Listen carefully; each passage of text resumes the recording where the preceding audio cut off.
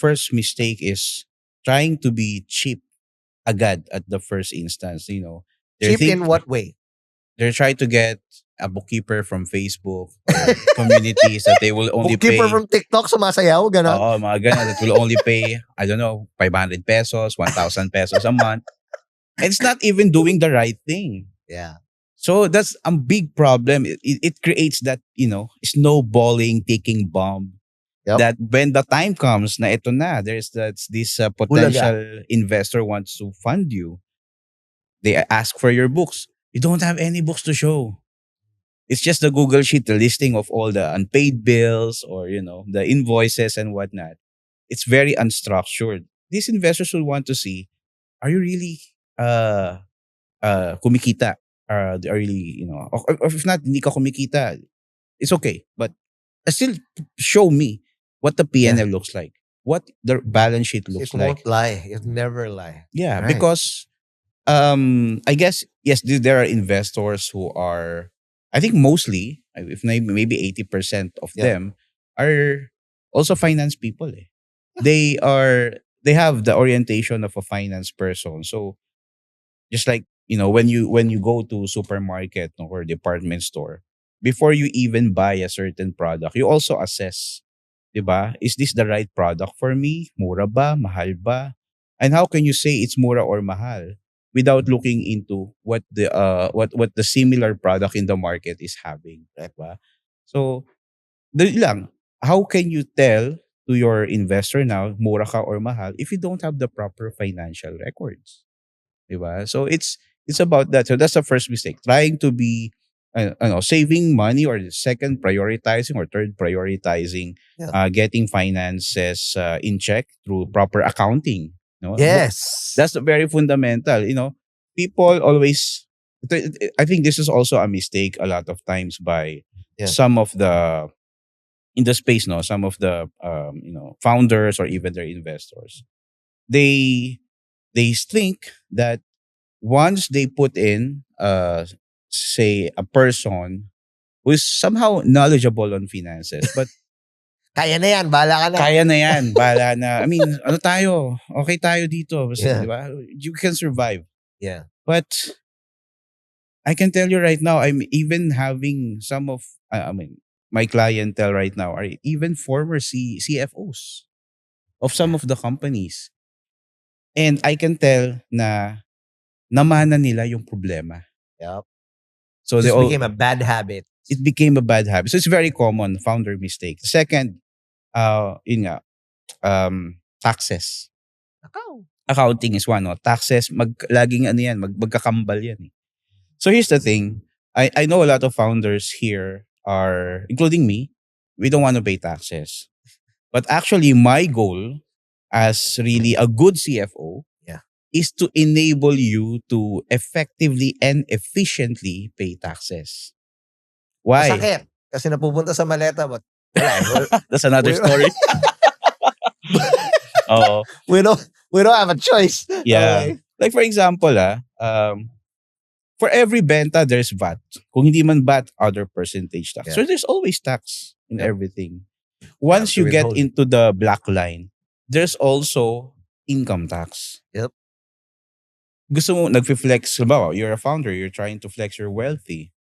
The real wealthy people are paying income tax. Yep. How come you are saying that you're wealthy, but you're not actually paying tax? Correct. So sometimes the flex is really how much tax I actually contributed to the government, to the citizenry. But you're not flexing that day. But how much tax did you put in that maleta? O, diba? Yeah. So so that's and that's, I think the reason why founders are trying to dodge this taxation thing is because they don't know it. No, of and course. nobody is helping them to understand it better and make, I would say, parang optimize processes or even strategies surrounding it. Kasi the good thing about our Philippine taxation is, number one, yes, it's complicated, but at the same time, there are many ways pa rin to reduce your taxes. There are certain gray areas and loopholes Oh, that if you're really a good CFO, like you'll me, find a charot, way. di ba? Yes. So you can use that. So No, for sure. And that's why, like, in what's that list that the BIR always the says, top like, taxpayers, yeah, mga top ganun. ganyan, and whatnot. That's one of the biggest flexes, because you're Yeah. not just compliant, you're really growing Yeah. per se. But I wanna talk about systems.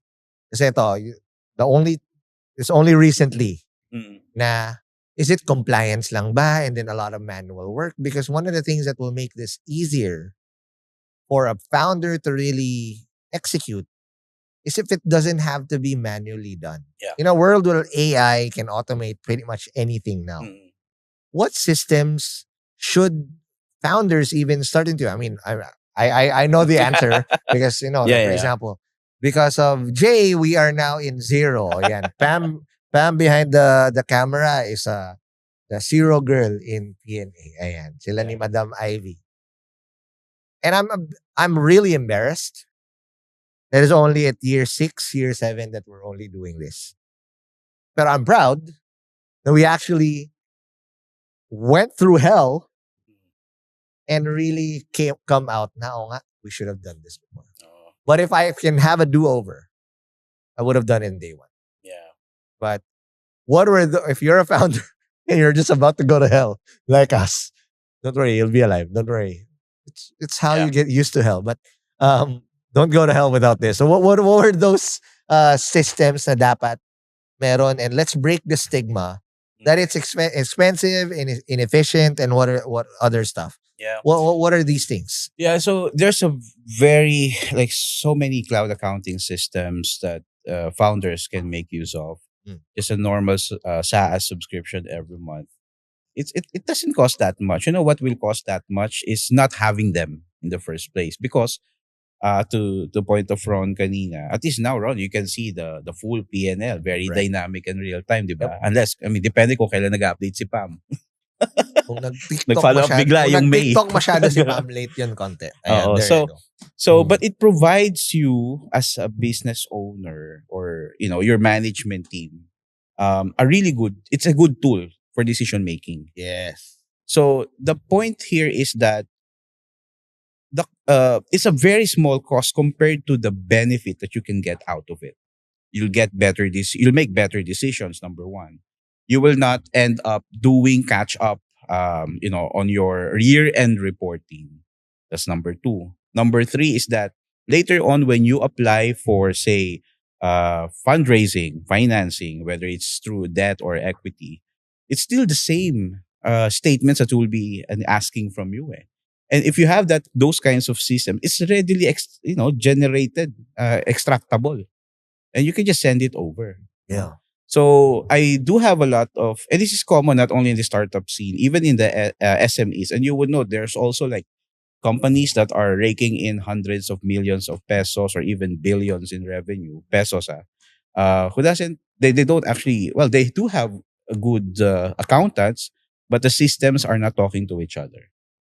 Now, to your point, yes, because of AI, that's now being addressed. But the thing is, even as kasi, I'm an accountant by training, we're still trying to, especially here in the Philippines, trying to understand how can we adopt AI now? Or even not AI, even the usual SaaS na mga tools. How can we adopt this? Because there's always this hesitation, aside from the quote unquote mahal thing, is that it's not recognized now by the BIR.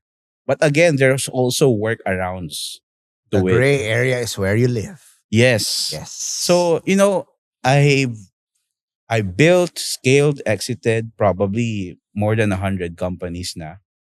And I was able to survive. I was able to, do all of these things by just having, I don't know, 2,000 peso subscription of an accounting system. 2,000 pesos, ha? Oh, ganun Kung may lang. pang-flex ka ng Rolex mo, 2,000 in shit. Okay? Diba? So, it is what it is. But, I think the problem here is that in the beginning, most founders don't actually know where to start. And that's why I built One CFO. So it's one of my motivations because I've been doing this for more than a decade at the time. No, so I'm doing this now for 15 years. I was able the first founders that I helped was not even Filipinos. Diba? So how come when I came back here in the Philippines, I said, well, I have to do something. Yeah. And that's the reason now why, we're helping founders, not just in terms of, how they should be managing their finances, but even introducing to them what tools they can use, whether it's proprietary tools that we have in One CFO or mga off the shelf that they Yeah. can subscribe or avail. Now let's go to the flip side, Jay. For those people who are doing it right, Mm. yun naman. Para hindi lang tayo puro Balansyado. negative dito. Balance. What are those habits and systems that you see that the best founders and the wealthiest founders that you know are doing, so we can emulate them? Okay. Naka-Rolex pa rin ba? Very Okay. simple lang, Ron, eh. Yeah. Cash monitoring. Like a daily or obsessed. even weekly. Yes. Even to the centimo. So it's very important kasi it gives them that financial discipline na pag nakita nila, oh, this is the only cash that I have, these are the expenses that I have to pay. They can do something about it. Tama. They don't need to be an accountant in order to do that. Cash is the lifeblood of any business. Cash is diba? king, baby. Yeah. When you sell your business, you sell your assets, you pay off your liabilities. The only thing that will be left in your balance sheet is cash. Diba? So, Kung meron. kung meron. Pero hopefully meron kasi you're selling your business or winding it up. Yeah. So yun. So that's a very important. It doesn't need to be parang complicated. I don't know accounting. I don't know taxation. Yeah. Just by start monitoring really and sticking to that habit of financial discipline by starting to monitor your cash. So that's one. Another trait that I would say the successful founders that I know, aside from cash tracking, is planning it ahead. Budgeting, no? Forecasting, budgeting. Ako, I'm very even in my personal life, if you ask my wife, lahat nakaplano. Yeah. Lahat nakaplano because I don't sure I enjoy the present, the moment, but to your point kanina, we are not when we're building a business, we are building the business not just for the present, it's even for the future. I mean, yun yung goal, di ba? You can also pass it on to the next generation. So you really have to do that from the long-term planning to the mid-term to the short-term plans, even weekly, monthly. So ilatag mo na how much is your forecasted revenue coming from the existing contracts that you have Yeah. or you're still finalizing. You know naman how many days you typically close a deal coming from your so you can forecast your revenue, forecast your sales. On the expense side or even on the capex side, OPEX and capex, you can also forecast that. Like how can you deliver this much of a contract or revenue? Correct. You can list what are you need. Yeah. How much is your pasweldo? For example, in this Founders Only podcast, how much is the cost of this chair and whatnot? May diba? depreciation pa yan. May depreciation pa yan, Mm. which is a tax shield, by the way. And not Mm. a lot of founders know that. Yeah. They can minimize the income tax by having depreciation. So even interest expense. So hindi rin masama ang mangutang because interest is also a tax shield. So yun. So just by doing the planning, forecasting, combine that with the discipline of actually Right. writing your income expenses. They risked everything, failed spectacularly, and came back stronger. Founders Only, the show where successful entrepreneurs reveal what it really takes. Where risk meets reward. Get ahead now. Subscribe to Founders Only on YouTube and Spotify for breakthrough conversations, expert advice, and the insights your competition doesn't have.